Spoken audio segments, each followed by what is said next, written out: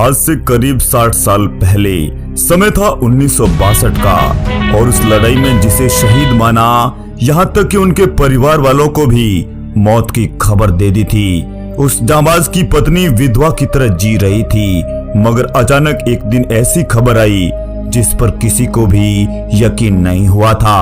साल 1962 बॉर्डर पर चीन लगातार घुसपैठ कर रहा था। छोटी आंखों वाले इन चीनियों ने रातों रात बॉर्डर के आसपास सेना की एक बस्ती बना डाली। जब तक भारत को पता चलता तब तक सेना का एक बड़ा हुजूम बॉर्डर के उस पार बैठा था। अब तक तो हिंदी चीनी भाई भाई का नारा लगा रहे थे, मगर नापाक चीन असल में आस्तीन का सांप निकला। हर मोर्चे पर चीनी पोस्ट नजर आने लगी। छोटे कद वाले इन चीनियों की तादाद हजारों में थी। दूसरी तरफ मौसम भी भारत के अनुकूल नहीं था। कड़कड़ाती ठंड और पारा माइनस में चल रहा था। भारतीय आर्मी साधारण ड्रेस में ही चीनियों से लड़ने के लिए मजबूर थी, जबकि नापाक चीन तो करीब 2 साल से ही इसकी तैयारी करके बैठा था। आनन फानन में ही आर्मी ऑफिसरों ने बॉर्डर एरिया में निर्माण शुरू करवाया। यह एरिया लद्दाख से एकदम सटा हुआ था और यहीं पर मौजूद थी लाइन ऑफ एक्चुअल कंट्रोल यानी LAC। नेवली की तरह दिखने वाली ये चीनी हजारों की संख्या में बॉर्डर के पास आकर जम गए थे। यह एक तरह से दुर्गम इलाका था। धरातल से करीब 14,000 फीट ऊंचाई पर मौजूद यह बॉर्डर बर्फ से जमा हुआ था। यहीं पर भारत की एक पलटन चीनियों को जवाब देने के लिए निकल पड़ी थी। इस पलटन की कमान सौंपी थी मेजर धन सिंह थापा को। सेना को जो निर्देश मिले थे उसके तहत उसे तिब्बत से लद्दाख की तरफ आते हर रास्ते को सुरक्षित करना था। अब चीन से लड़ना तय था, फिर भारतीय आर्मी भी पीछे क्यों रहती। सेना की तरफ से विवादित हिस्सों में चीन की बढ़ती दखल अंदाजी के जवाब में कई छोटी छोटी पोस्टें बनाई गई। भारत ने 1962 में जंग से पहले सिरिजेप फर्स्ट और सिरिजेप 2 के तौर पर 3 अहम पोस्ट बना ली थी। अक्टूबर के दूसरे हफ्ते में जंग शुरू होने के कुछ ही दिन पहले 8 गोरखा राइफल्स को सिरिजेप कॉम्प्लेक्स की 3 पोस्ट पर तैनात भी कर दिया था। सितंबर 1962 में चीन की सेना ने इस सिरिजेप कॉम्प्लेक्स को घेर लिया। इसी पोस्ट पर तैनात मेजर धन सिंह थापा को जब ये खबर मिलती है तो वे अंदर ही अंदर आग बबूला हो जाते हैं। फिर भी देश के खातिर अपने आप को मजबूत करके उन्होंने एक गजब का निर्णय लिया था।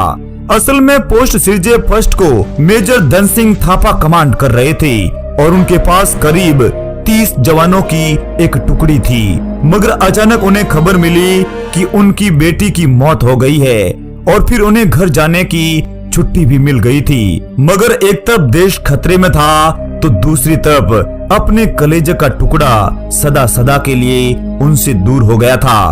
उनकी जगह पर एक ऑफिसर को तैनाती के लिए ले भेजा गया।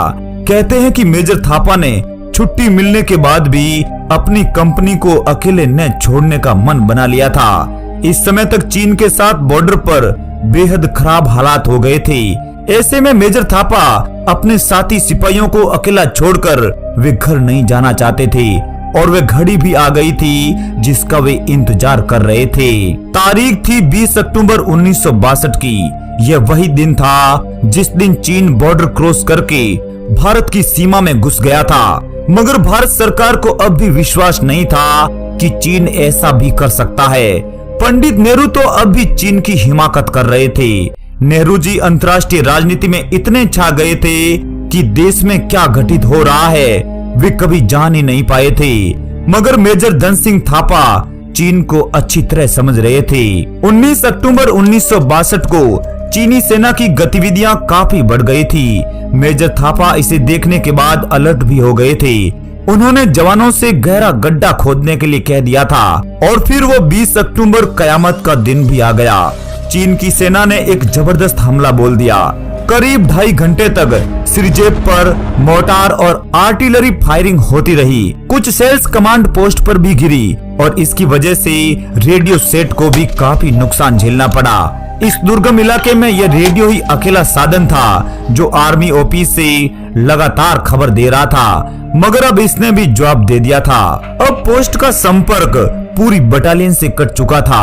अब जो भी करना था मेजर धन सिंह थापा को ही करना था। मेजर थापा के पास सिर्फ 30 जवान थे और हथियारों के नाम पर उनके पास राइफल्स और लाइट गन मशीन थी। ये हथियार चीन के भारी हथियारों के सामने कुछ भी नहीं थे। मेजर थापा लड़ते रहे और बाकी जवानों को प्रेरित करते रहे। उनके शब्द थे, हमें मरना है, हम सब साथ में मरेंगे, लेकिन मरने से पहले इन चाइनीज नेवलों को जितना मार सको मारो।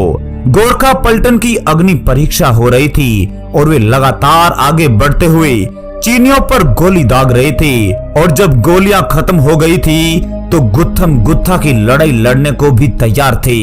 गोरखा राइफल्स के बहादुर सैनिक लड़ते रहे। श्रीजे फर्स्ट चीन के हाथों में जाने से बच गया था। मेजर थापा के साथी लगातार वीर गति को प्राप्त हो रहे थे।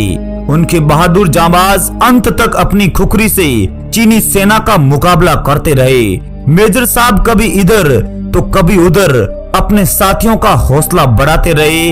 इस दौरान उन्हें भी काफी चोटें आई थी, मगर फिर भी मेजर साहब ने हार नहीं मानी थी। साथी सैनिक लगातार शहीद हो रहे थे, मगर मातृभूमि के खातिर उन्होंने अपना खून देश के नाम कर दिया था। मेजर ने अपना अगला कदम आगे बढ़ाकर 2 चीनियों को पकड़कर उनका सिर फोड़ दिया था, मगर तब तक चीन की दूसरी टुकड़ी ने आकर मोर्चा संभाल लिया। चीन की सेना ने उनके चेहरे पर राइफल की बट से हमला किया।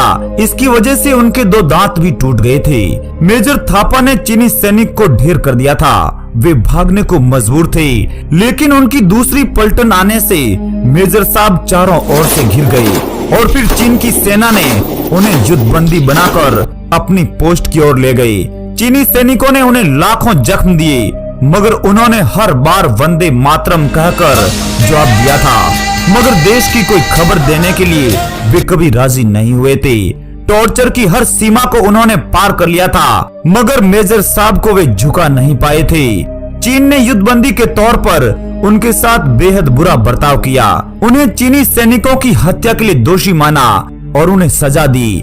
उन्होंने चीन की कैद में होने के बाद भी सेना और भारत सरकार के खिलाफ बयान नहीं दिया था। चीनी सैनिक भी हैरान थे कि ये कैसा मेजर है, सजा सहन कर लेगा मगर अपना मुंह नहीं खोलता है। ये होती है सच्ची देशभक्ति। और फिर चीन ने भी हार कर उन्हें एक कोठरी में कैद कर दिया। मगर भारतीय सेना ये मान गई कि मेजर और उनकी पूरी टीम चीनियों से लड़ते हुए शहीद हो गई।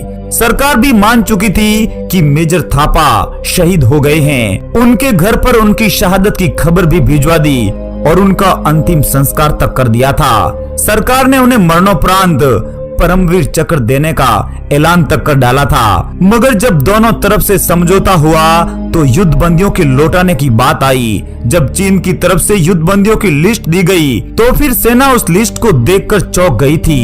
युद्धबंदियों की उस लिस्ट में सबसे पहला नाम मेजर धन सिंह थापा का था, जिसे सरकार और सेना अब तक शहीद मान रही थी। वह भारत का जांबाज चीन में जिंदा था, विदेशी धरती पर भी अपनी मातृभूमि का लोहा मनवा रहा था। और ये खबर जब उनके परिवार को मिली तो फिर चारों ओर खुशी का ठिकाना नहीं रहा था। जिसे अब तक विधवा मान रहे थे वह नारी अब सुहागन थी। 10 मई 1963 वह तारीख थी जब मेजर धन सिंह थापा अपने देश भारत लौटे थे। आर्मी हेडक्वार्टर पर हजारों की संख्या में उनका स्वागत किया गया।